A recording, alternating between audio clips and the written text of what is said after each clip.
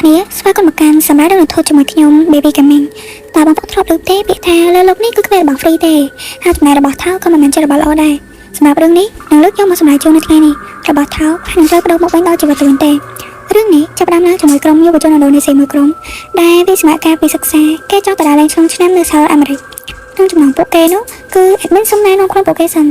ដែលម្នាក់ដែលមានកសែងបង្កមានឈ្មោះថា Kevin ចែកសក់ខ្លីមានឈ្មោះថា Grace ត្រូវជាសង្សាររបស់ Kevin ចំណែកឯម្នាក់ដែលពាក់មួកនេះឈ្មោះថា David ចែកសក់ក្រហមឈ្មោះ Lisa ចំណែកចែកទីតូចពាក់វ៉ែនតាឈ្មោះថា Darlene ក្នុងចំណោមពួកគេគឺចែក Darlene មានអារម្មណ៍មិនល្អតាំងពីដើមដំបូងមកម្ល៉េះនាងក៏និយាយខកមិត្តភ័ក្តិថាកុំទៅអីមានអារម្មណ៍ថាមានរឿងមិនល្អកើតឡើងយ៉ាងម៉េចក៏មិនដឹងណាមួយឆ្លងឆ្នាំអញ្ចឹងទៅលេងឆ្ងាយដូចមិនទេប៉ុន្តែចា Lisa វិញក៏ឆ្លើយហើយបន្តចា Darlene នឹងថាគាត់ច្រើនពេកព្រោះថាមានអីមិនល្អទៅចា Darlene ក៏ច្រើនពេកហើយម្នាក់ឲ្យគាត់ថាគឺចង់សប្បាយនៅអាមេរិករបៀបថាចង់ឆ្លងឆ្នាំនៅស្រុកក្រៅម្ដងអីអញ្ចឹងទៅក៏នាំគ្នាមិនខ្វល់ពេលសម្ដីចា Darlene និយាយទេដល់ចា Darlene គាត់គេក៏មិនបានមិនទៅជាមួយគេក៏មិនកើតក៏ព្រមទៅតាមគេហើយពួកគេក៏ទៅដល់ចំណតរួចក៏ហៅទៅអាមេរិកមុនឡើងចំណតគេក៏ឆ្លៀតថតរូបជាមួយគ្នាបន្តិចសិនដែរ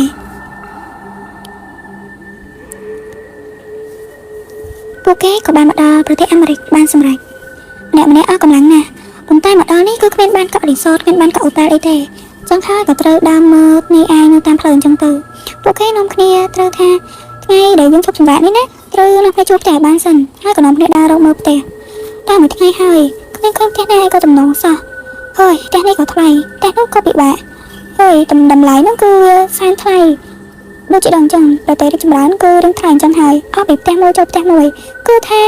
ហើយគ្មានលុយទេបើថាយកផ្ទះហ្នឹងគឺអត់លុយដើរលេងតែម្ដងញ៉ាំគ្រាន់តែគ្នាជ្រុលគ្នាអញ្ចឹងទៅព្រោះថាលុយគឺមានសម្រាប់ចាយហើយគ្រប់គ្រាន់សម្រាប់ជួលផ្ទះ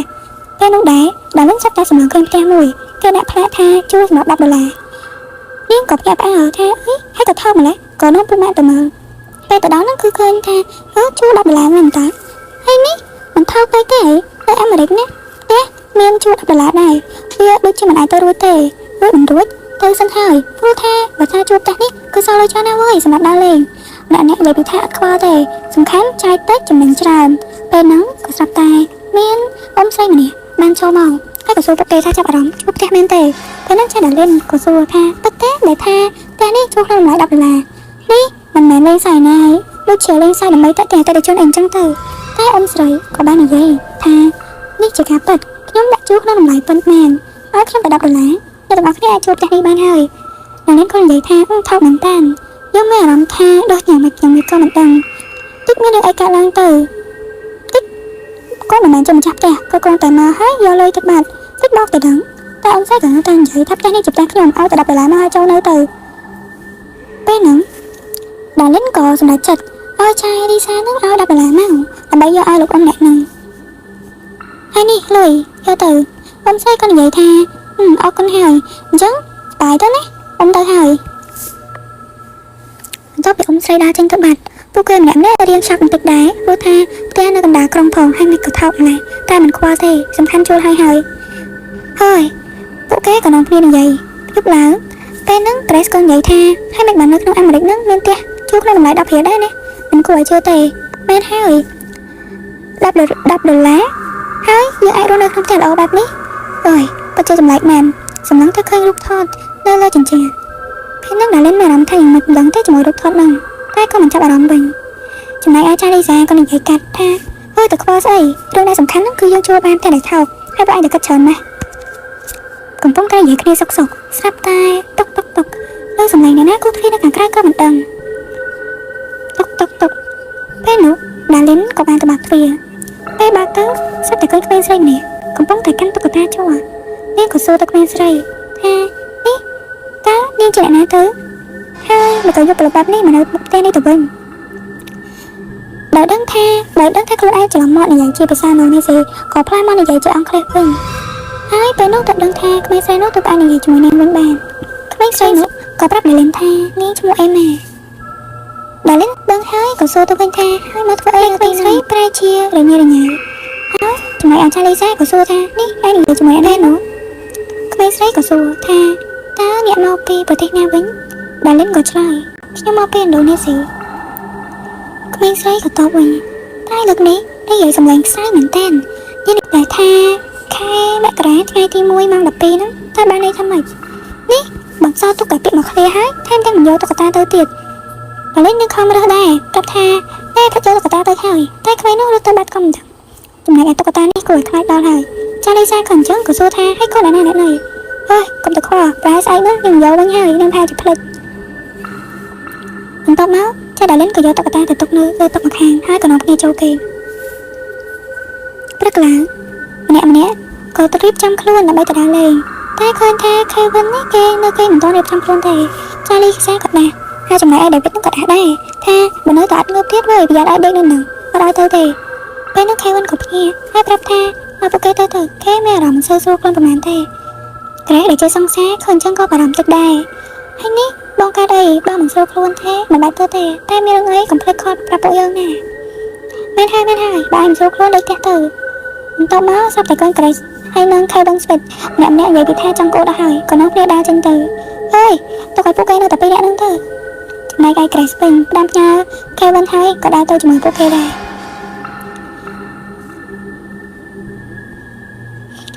ពេលពួកគេចេញទៅបាត់ទៅដឹងថាខេវិនគឺក្បិចទេគេមិនបានឈឺអីនោះទេ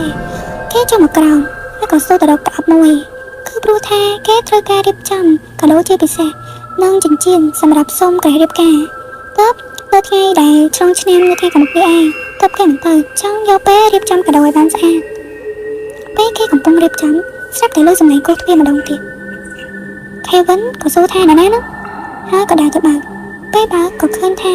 នោះជាក្មេងស្រីអេម៉ានោះហើយ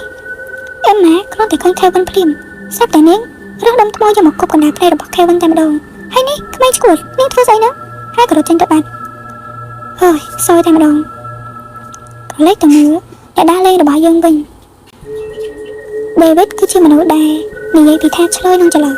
គេអាងថាខ្លួនជាឥណ្ឌូនេស៊ីមកទីនេះអ្នកសុទ្ធតែនិយាយអង់គ្លេសបើគេនិយាយឥណ្ឌូនេស៊ីប្រហែលជាគ្មានអ្នកស្ដាប់បានទេក៏ដើរមកនិយាយជាមួយនឹងពូសក់ក្រហមនេះនិយាយលេងសើចនិយាយអីចឹងទៅតែថាពូសក់ក្រហមហ្នឹងគឺស្ដាប់អត់បានទេព្រោះថានោះគឺជាភាសាឥណ្ឌូនេស៊ីគឺគាត់មិនចេះទេក្រោយពីលេងសើចជាមួយនឹងពូសក់ក្រហមហើយដេវីតក៏បានដើរទៅលេងសើចជាមួយនឹងគូស្នេហ៍មួយគូដែលកំពុងតែអង្គុយលើបង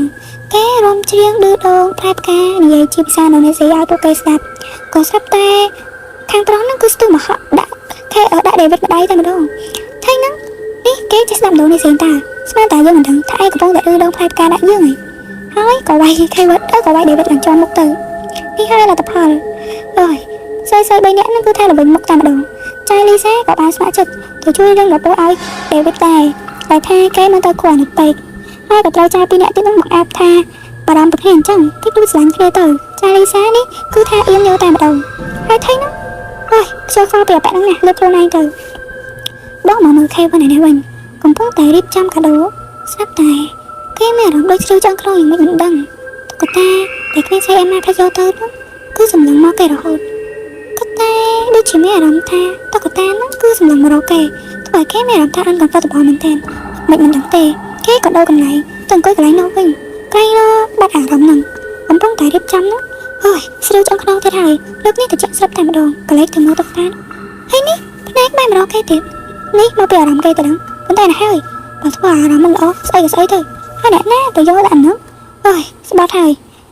គេក៏ទៅយកតុក្កតានោះដើរចេញទៅក្រៅហើយបោះចូលក្នុងធុងសម្រាមបន្ទាប់មកក៏ចូលក្នុងផ្ទះវិញពេលនោះឃើញថាតុក្កតាស្រាប់តែបើកកែវភ្នែកទៅរកគេហើយនេះតុក្កតាមានបង្ហាញពិតមែនចំណែកឯខេវិនវិញបន្ទាប់ពីយកតុក្កតាទៅចោលរួចហើយគេក៏ត្រឡប់មកធ្វើកាដូវិញធ្វើរួចដល់មកងូតទឹកហើយគេទុកកាដូលើទឹករួចក៏ទៅងូតទឹកស្លៀកពាក់រួចពេលចេញពីងូតទឹកគេស្រាប់តែឃើញថាកាដូរបស់គេហ្នឹងគឺសុកមកនៅលើសាឡុងទៅវិញហើយនេះអ្នកណាយកមកដាក់នៅហ្នឹងក្រែងមិញគេដាក់នៅលើទឹកច្បាស់ណាស់ក៏លេចទៅច្បាស់ស្រាប់តែឃើញតុក្កតាដែលគេយកចោលបាយមិញហ្នឹងក៏ឡើងដើមវិញពេលហ្នឹងគេភ័យមែនទែនហើយគេជាមិនឡប់ខ្លួនឯងថាប្រហែលជាអារម្មណ៍របស់គេហើយមានស្អីទេក៏ប្រញាប់រត់ទៅតែម្ដងរត់ចេញទៅហ្នឹងគេស្រាប់តែងាកទៅមើលតុក្កតានឹងម្ដងទៀតហើយចម្លែកណាស់ស្អីក៏ស្អីទៅរត់សិនហើយក៏ប្រញាប់រត់ចេញទៅតែបាត់ចូលសូព្រាតែម្ដងក្រឡេកមើល4នាក់ដែលកំពុងតែដើរលេងនេះវិញពេលនោះដើរលេងសុកនាងក៏លេចទៅមើលមកខាងទៀតនៃថ្នល់ ស្រាប់តែឃើញថាក្មេងស្រីអេម៉ានឹងនៅម្ខាងទៀតនៃផ្លូវនាងកំពុងទៅដើរឆ្លងថ្នល់ហើយដើរមិនប្រយ័ត្នក៏ឃើញថាមានឡានមួយបោះពុយយ៉ាងលឿនបំរុងនឹងបុកនាងពេលនឹងដែរនាងក៏ទៅឆ្លងថ្នល់តែសំណាងល្អឡានមួយគឺបេះនឹងបុកនាងទៅហើយតែដេវីតគេមកជួយនាងទាន់ដេវីតក៏សួរថាហើយនាងកាស្អីនោះដើរអត់មើលផ្លូវទេប្រងឆ្លងទៅណាបើគេមិនជួយនាងឡានបុកនៅស្រាប់ហើយចាដាលីនក៏មានអារម្មណ៍ថាភាំងអំបញ្ញនឹងនេះគឺគ្មានអារម្មណ៍ថានឹងចូលឡានបុកស្អីទេគឺប្រញាប់ទៅជួយក្មេងស្រីអេម៉ានឹងហើយតែងាកឆ្មាត់គឺគ្មានឃើញទៅឡើយស្អីក៏មិនឃើញស្បីតែស្រមោលមនុស្សហើយនេះនាងទៅណាក៏លឿនម្ល៉េះពេលនោះដេវីតក៏សួរថាអើយស្អីនឹងអេម៉ាស្អីគ្មានឃើញស្អីទេចានេះសង្ស័យយកសពទាំងថ្ងៃទៅដល់គ្មានឃើញក្មេងស្រីនឹងផង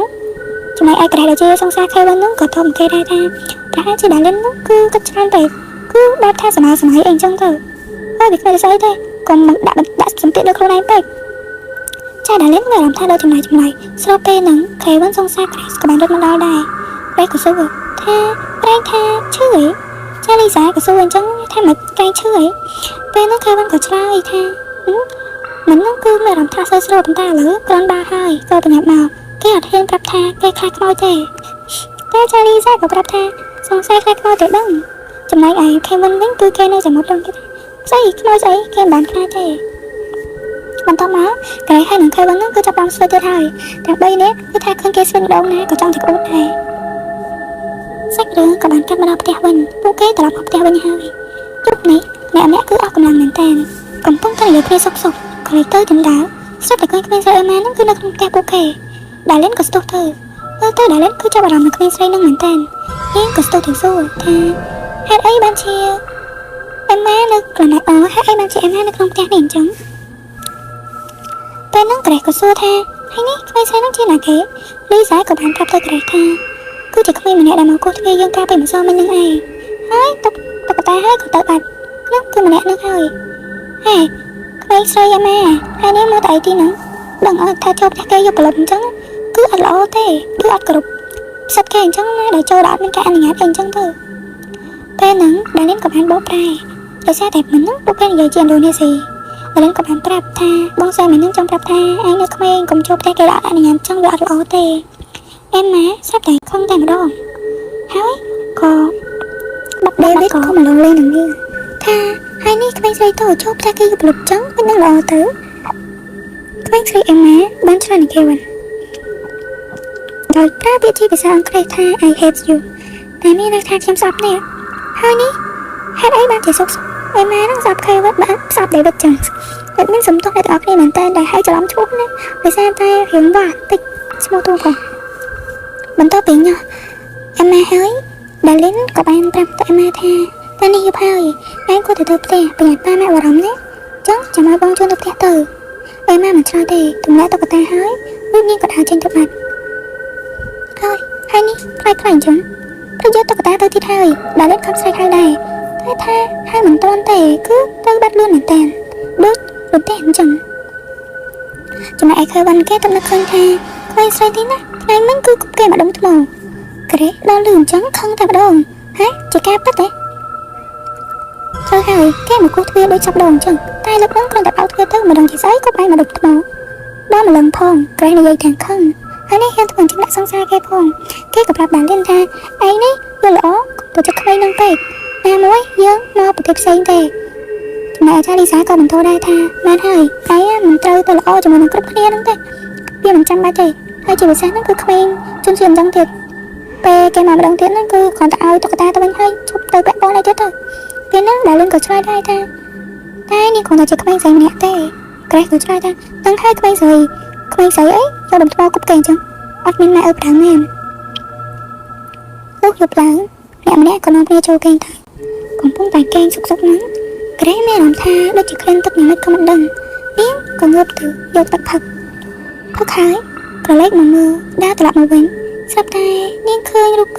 ភាពហ្នឹងនៅលើជញ្ជាំងហើយទៅចាប់អារម្មណ៍ថាមានរូបគំនូរនៅលើជញ្ជាំងដែរ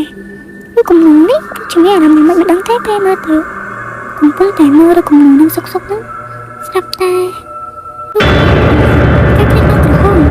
ចាក្រេះឃើញហើយក៏ដូរទៅលើដីស្រែកយ៉ាងពេញទំហឹងម្នាក់ក៏នាំគ្នាមកមើលចាហើយនេះក្រេះកាត់អីហ្នឹងខៃវិនក៏សួរហើយអូនកាត់អី ចែកក៏ប្រាប់ថារូបគំនូគឺកម្ដៅខ្ញុំឃើញច្បាស់ណាស់គួរឲ្យខ្លាចណាស់ដូចជាខ្មោចអញ្ចឹងលីសាក៏បានងាកទៅមើលស្អីរូបគំនូកម្ដៅស្អីគ្មានឃើញផងរេហាឯងនេះប្រហែលជាគេមិនគ្រប់គ្រាន់ហើយស្មើស្មៃទៅដឹងអត់ទេខ្ញុំឃើញគំនូកម្ដៅមែនតើពេលនោះខេវិនក៏ជារំលងសង្សារថាយ៉ាងណាក៏ដោយស្អែកនេះគឺយើងត្រូវចេញទៅដើរលេងហើយ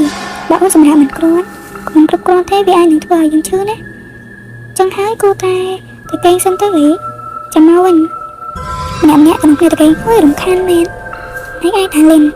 មើលរូបគំនូមិនដាក់ភ្នែកគេស្រាប់តែមានអារម្មណ៍ពេលម្យ៉ាងក៏មិនដឹងក៏រកថាមិនត្រូវ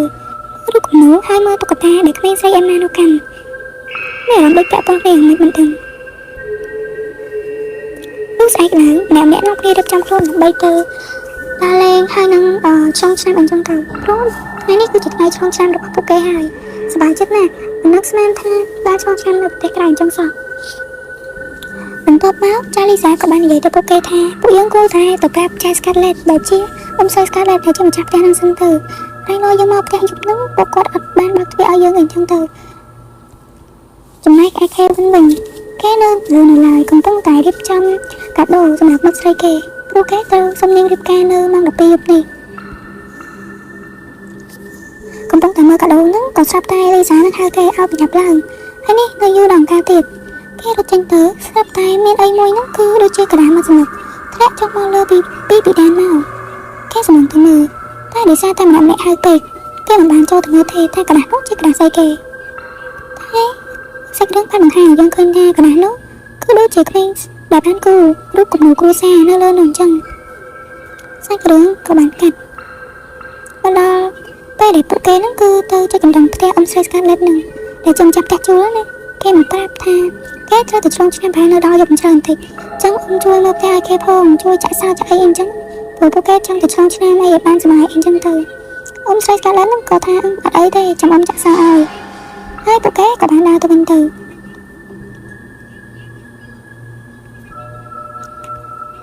កំពុងតែដើរតាមផ្លូវសំដៅទៅកន្លែងដើរលេងស្រាប់តែ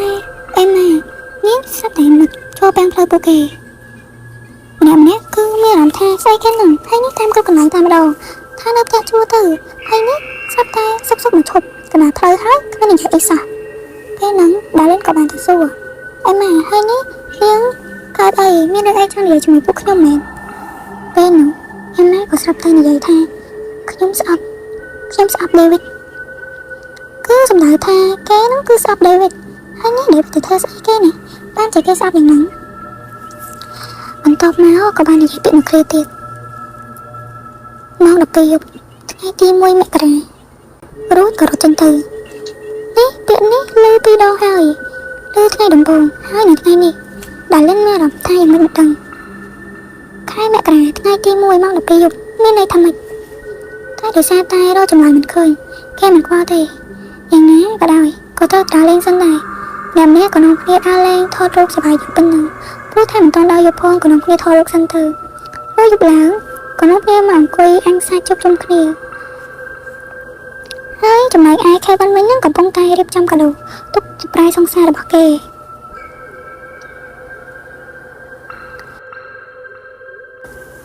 បកមកមើលប្តីប្រពន្ធដែលជាម្ចាស់ផ្ទះជួលនេះវិញក្រោយពួកគេចេញទៅបាត់ពួកគាត់ក៏មកមើលផ្ទះហើយចាក់សោចាក់អីដោយសារតែក្មេងៗនេះអាចនឹងមកវិញយប់ជ្រៅពេលកំពុងចាក់សោហើយចាក់ហើយពួកគាត់ក៏ដើរចេញទៅវិញតែសពតែលើសម្លេងចេញពីក្នុងផ្ទះស្រែកថាម៉ាប៉ាចេញពីក្នុងសម្លេងចេញពីតុក្កតានេះអញ្ចឹងសម្លេងនេះគឺដូចជាចេញពីតុក្កតានេះអញ្ចឹងចម្លើយត្រង់ថាអ៊ំស្រី Scarlett នោះមិនខ្លាចទេតែជាស្រ័យសម្លុតទៅកាន់សម្លេងនោះថាយើងមិនមែនចំម៉ែឯងទេហើយចំណែកឯអ៊ំប្រុសនោះក៏បានឆ្លើយតបទៅវិញដែរថាយើងក៏មិនមែនជាឪរបស់ឯងដែរពួកគាត់ទាំងពីរក៏ដើរចេញទៅបាត់ទៅវាចម្លើយត្រង់ថានេះពួកគាត់បានខ្លាចទេអញ្ចឹងបានន័យថាពួកគេអាចនឹងមានអីពាក់ព័ន្ធជាមួយនឹងរឿងនេះហើយក្រឡេកទៅមើលម៉ោងឆ្លងឆ្នាំវិញគឺម៉ោង 11:58 នាទីว่าតែពេលនាទីទៀតគឺបានឆ្លងឆ្នាំហើយ Kevin រៀបចំកាដូរួចក៏ដើរទៅសម្ដៅទៅពួកគេដែលកំពុងតែអបអរហើយនឹងមើលកំជ្រួចហ្នឹងគេលើកាដូរួចហើយក៏បានសុំមិត្តស្រីរបស់គេរៀបការពេលនោះក្រេះសប្បាយចិត្តណាស់គឺថាឡើងសប្រៃតែម្ដងហើយដែល Kevin គឺពិតជាធ្វើបានល្អមែនទែនថ្ងៃនេះពេលហ្នឹងស្រាប់តែ ក្រមុំចូលដែលអេម៉ាកាន់នោះគឺដូចជាមានវិញ្ញាណនៅក្នុងនឹងចឹងស្ទុះមកចាក់ខែវិញយកចាក់យកយ៉ាងសាហាវព្រៃផ្សៃក្រេះឃើញចឹងរន្ធត់ណាស់នាងស្រែកយំឡើងខ្លាំងពេលនោះតុក្កតាក៏បានងើបមកបំរុងនឹងចាក់សម្លាប់ពួកគេទៀតដោយខ្លាចខ្លាំងពេកអ្នកម្នាក់ក៏បានរត់ទៅហើយពេលនោះដេវីតគឺអត់ដឹងអីទេហើយម្នាក់នោះកាលដូចគេបានជាស្រែកអញ្ចឹងគ្រាន់តែជាតុក្កតាមួយសោះព្រាបនោះតុក្កតានោះក៏បានអូសជើងដេវីតទៅរួចក៏បោកគេទៅនឹងដងផ្សេងចាក់សាប់យ៉ាងសាហាវចាយដាលីនវិញក្រោយបានឃើញអញ្ចឹងមានអារម្មណ៍ថារន្ធត់ណាស់ម្នាក់ថាមិនបាច់និយាយច្រើនទេនាំគ្នារត់សិនទៅដើម្បីប្រាយុតែរៀងខ្លួនចាយដាលីនក៏រត់ទៅដែរតុក្កតាក៏បានរត់ទាន់ចាយក្រេះរួចទាញទម្លាក់ទឹកចាយក្រេះមិនចាស់ទឹកទេនាងក៏លងចូលទៅក្នុងទឹកនឹងទៅតុក្កតានោះឈរមើលមកយ៉ាងខ្វល់ខ្លាចពេលនោះចាលីសាក៏បាននិយាយថាដាលីនឯងនៅធ្វើអីទៀតចាប់រត់ទៅតែដាលីនប្រាប់ថាក្រេះអត់ចេះហែទឹកទេទឹកជ្រៅណាស់នាងក៏ទៅស្លាប់ហើយដោយកំពុងតែសោកសង្រេងនឹងការបាត់បង់មិត្តភក្តិដល់ទៅ3នាក់ក្នុងពេលតែមួយពេលនោះគ្មានពេលទេតុក្កតាកំពុងតែសម្លឹងមកកាន់ពួកគេហើយចាយទាំងពីរនោះគឺក៏ប្រញាប់រត់ទៅដែរគ្មានពេលទេប្រញាប់រត់ទៅកំពុងតែរត់នឹងដោយមិនបានមើលឡានក៏បុកប្រាស់ទៅលើចាលីសាធ្វើឲ្យចាលីសាបាត់បង់ជីវិតពេលនោះសោកនាដកម្មមួយនេះគឺកើតឡើងចេញពីតុក្កតាមានវិញ្ញាណឃើញថាតុក្កតានោះគឺជាអ្នកបើកឡាននោះហើយចាយដាលីនរត់យកតែប្រាយុទាំងភ្លើងកំពុងតែធ្លាក់ខ្លាំងរត់ក៏ឃើញសម្លៅក៏ឃើញឡានមួយនាងក៏ឡើងជិះរួចហើយក៏ជិះបំរុងថានឹងបុកតុក្កតាមួយនោះប៉ុន្តែតុក្កតានោះក៏បានរើសដុំថ្មហើយគប់ទៅកាន់កង់ឡានរបស់នាងធ្វើឲ្យវាមិនអាចជិះបន្តទៅមុខបានចាដាលីនក៏បានចង់មកមើលកង់ឡានហើយក៏ឃើញតុក្កតានោះនាងសួរថាចង់បានអីស្រាប់តែតុក្កតានោះបែរទៅជាព្រលឹងរបស់អេម៉ាទៅវិញនាងក៏បានភ្ញាក់ផ្អើលហើយសួរថាហ៎ហើយនេះនាងជាអេម៉ាពេលនោះអេម៉ាក៏បាននិយាយជួយខ្ញុំផងចាដាលីនក៏ឆ្លើយទៅវិញថាជួយរឿងអ្វីទៅអេម៉ាក៏ឆ្លើយថាខ្ញុំត្រូវបានរកមកចិញ្ចឹមពេលអ៊ំស្រីស្កាត់លេតហើយនឹងពូមួយនោះដំបងពួកគាត់ល្អនឹងខ្ញុំណាស់ខ្ញុំអត់មានម៉ាក់ប៉ាទេត្រូវគេបោះបង់ចោលពួកគាត់លើកខ្ញុំមកចិញ្ចឹមមើលថែដូចជាកូនបង្កើតឬក៏ទិញតុក្កតាជ័រមួយនេះឲ្យខ្ញុំប៉ុន្តែអ្វីមិនចេះតែល្អរហូតទេក្រោយមកពេលខ្ញុំធំឡើងឪពុកចិញ្ចឹមខ្ញុំមានបំណងអាក្រក់គាត់បានបំពេញមកលើខ្ញុំរឿងនេះកើតឡើងហើយម្ដាយចិញ្ចឹមខ្ញុំគឺបានផ្លាស់ប្ដូរទាំងស្រុងគាត់គិតថាខ្ញុំមិនចេញចុះនឹងមិនល្អដល់ជឿសម្ដីឪពុកចិញ្ចឹមខ្ញុំរងសម្ពាធណាស់ពេលនោះខ្ញុំអង្វរឲ្យគាត់ជឿខ្ញុំថាឪពុកនោះគឺបានបំពេញមកលើខ្ញុំតែមិនត្រឹមតែមិនលួងលោមគាត់បែរជារុញខ្ញុំចេញថែមទាំងបែរខ្ញុំយ៉ាងដំណំគាត់ចេះស្ដីប្រមាថមើលងាយនឹងវាយខ្ញុំយ៉ាងខ្លាំងក្រោយមកខ្ញុំមានអារម្មណ៍ថាមានសម្ពាធណាស់ខ្ញុំត្រូវគេបំពេញតាមតែរស់នៅដូចជាស្លាប់ក្នុងនរកទើបក៏សម្រេចចិត្តយកតុក្កតានោះហើយឡើងទៅលើរួចក៏ទម្លាក់ខ្លួនដើម្បីសម្លាប់ខ្លួនឈាមរបស់ខ្ញុំត្រូវនឹងតុក្កតាហើយវិញ្ញាណរបស់ខ្ញុំក៏អាចសន្ធិដ្ឋក្នុងតុក្កតានេះបានតែរឿងដែលមិនគួរឲ្យនឹកស្មាននោះមកឲ្យកាលដែលមានអារម្មណ៍ថាសោកស្ដាយពួកគេបានជារស់នៅជីវិតយ៉ាងសប្បាយរីករាយទៅវិញពួកគេមិនដែលគិតថាបានធ្វើបាបខ្ញុំទេវិញនេះហើយទើបខ្ញុំស្អប់មនុស្សប្រុសខ្ញុំក៏ស្អប់ក្រេះហើយនឹងលីសាផងដែរព្រោះនាងដូចម្ដាយរបស់ខ្ញុំអញ្ចឹងពេលនោះក្រោយពីចាដាលីនបានស្លាប់ហើយនាងខឹងខ្លាំងណាស់ដោយសារតែរឿងរ៉ាវទាំងនេះនាងធ្វើបាបមនុស្សមិនដឹងអីមិត្តភក្តិរបស់ខ្ញុំមិនដឹងអីទេហេតុអ្វីក៏នាងធ្វើបាបនេះដាក់ពួកគេនាងក៏សែកខ្លាំងអេម៉ានាងស្អប់ឪពុកម្ដាយចិញ្ចឹមរបស់នាងប៉ុន្តែហេតុអ្វីក៏ធ្វើបាបពួកគេទៅវិញហើយអីក៏ត្រូវជាមិត្តភក្តិរបស់ខ្ញុំទៅវិញពេលនោះអេម៉ានាងមិនបាននិយាយអ្វីទេនាងគ្រាន់តែនិយាយទៅកាន់ដាលីនថាខ្ញុំចង់ឲ្យអ្នកជួយកាប់ខ្ញុំឲ្យបានត្រឹមត្រូវផងសាកសពរបស់ខ្ញុំនៅក្រៅចំការមួយចូលអ្នកជួយកាប់វាជាមួយតុក្កតានេះផងហើយបន្ទាប់មកទៅរកពីអ្នកនោះដើម្បីសងសឹកឲ្យមិត្តភក្តិអ្នកទៅបន្ទាប់មកនិយាយរួចអេម៉ាក៏រីបាត់ចាដាលីនក្រោយពីបានស្ដាប់សម្ដីអេម៉ាហើយក៏បានរកតុក្កតានោះដាក់ក្នុងឡានរួចសម្ដៅទៅលើដីចំការនោះដើម្បីកោះសាកសពអេម៉ាយកមកវិញរួចនាងក៏លើកសាកសពអេម៉ាដាក់ចូលទៅក្នុងឡានរួចយកទៅទីបូជាសពទីរំខានសព ដើម្បីកប់ជាមួយនឹងតុក្កតានោះនាងឈឺចាប់ណាស់ព្រោះថានាងត្រូវបាត់បង់មិត្តជាទីស្រឡាញ់ហើយទាំងនឹងមកជួបរឿងឆ្កួតបែបនេះទៀតបន្ទាប់មកនាងចាប់ផ្ដើមរៀបចំភ្នូរឲ្យអេម៉ាឲ្យបានសមរម្យហើយសូមឲ្យវិញ្ញាណក្ខន្ធរបស់អេម៉ាទៅបានសុគតិភពក្រោយមកចៃដាលីនក៏បានមកដល់ផ្ទះអ៊ំស្រីស្កាត់លេតដៃរបស់នាងកាន់រណាមួយពេលនោះអ៊ំស្រីស្កាត់លេតក៏សួរថាហើយនេះមកហើយឯណាមកថែរបស់ឯងពេលនោះចៃដាលីនកាន់រណាយ៉ាងគួរឲ្យខ្លាចសម្ដៅមកពីអ្នកបន្ទាប់មកក៏ស្ទុះទៅកាត់ពួកគេក៏ដេកស្លាប់ក្នុងរលកឈាមយ៉ាងគួរឲ្យព្រៃផ្សាយបំផុតក្រោយរឿងនេះចប់ចាដាលីនក៏បានបើកឡានសម្ដៅទៅរលៀននឹងហើយវិញកំពុងតែបើកយើងយំខ្លាំងណាស់សោកស្ដាយដែលនាងបាត់បង់មិត្តភក្តិជាទីស្រឡាញ់កាលមកឆ្លងឆ្នាំនៅក្រៅប្រទេសធ្វើឲ្យនាងនឹកឃើញពីមិត្តភក្តិរបស់នាងតែត្រូវស្លាប់ដោយសាររឿងឆ្កួតឡប់នេះទៅវិញដោយសារតែនាងកំពុងតែសោកសៅផងនោះមិនបានមានអារម្មណ៍គ្រប់គ្រងអារម្មណ៍ខ្លួនឯងនឹងនោះបានក៏ក្រឡាប់ធ្វើឲ្យឆេះហើយស្រាប់តែឃើញវិញ្ញាណតុក្កតានោះក៏ចាប់ផ្ដើមដឹកឡើងបានន័យថាមួយរឿងនេះគឺស្លាប់ទាំងអស់តែម្ដង